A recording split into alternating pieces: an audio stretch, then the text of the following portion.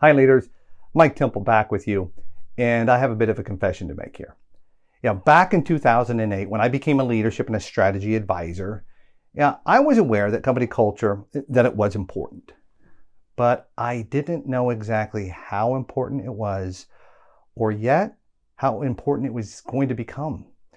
I figured this out during some of my client 90-day strategical reviews, because I had noticed there were two main reasons why organizations were not executing.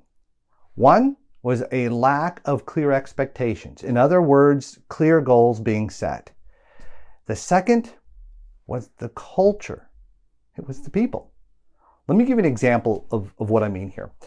So I was working with a company out of North Carolina, and they had about maybe 5 members on their leadership team. And these individuals, this group, they were missing a majority of their quarterly initiatives.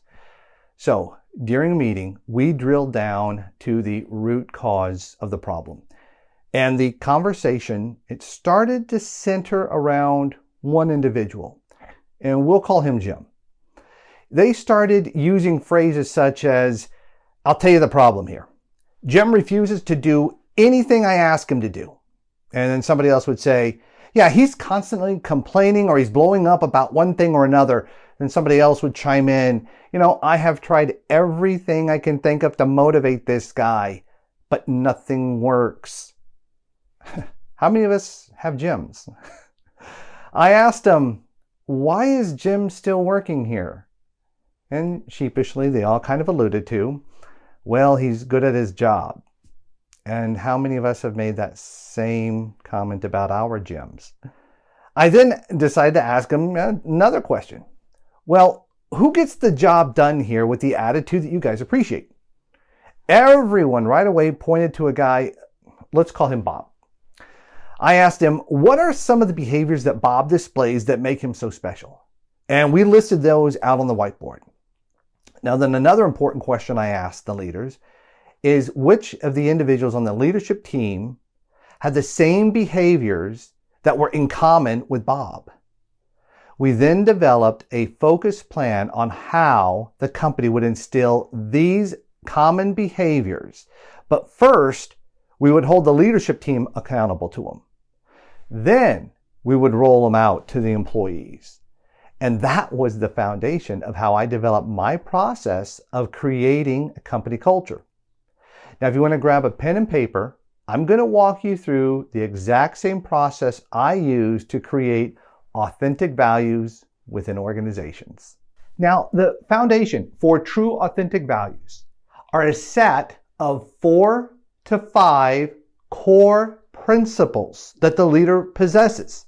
Now, the reason we select 4 to no more than 5 is that we want to kind of narrow the focus here because less can be more effective, easier to learn, easier to watch, okay? These core principles, they follow the leader, him or her, around wherever you are.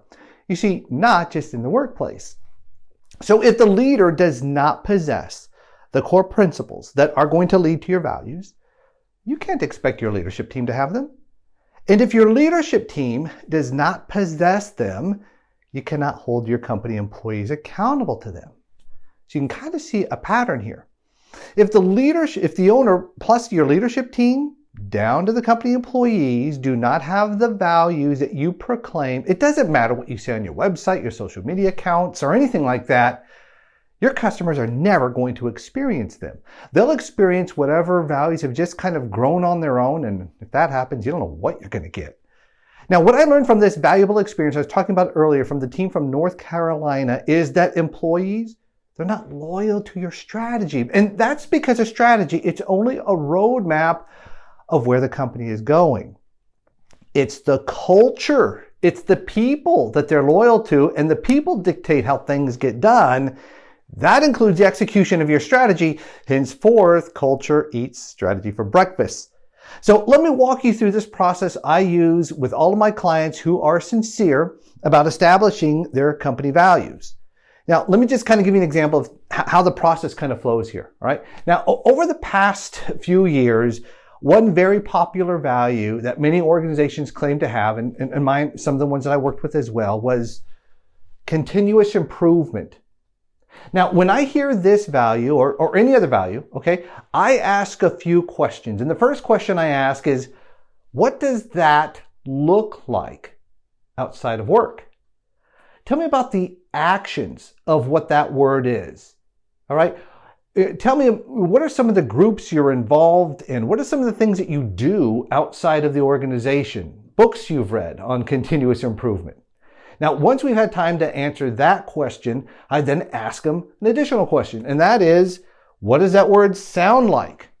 Tell me about some of the discussions you have with friends or families or colleagues outside of work that talk about continuous improvement.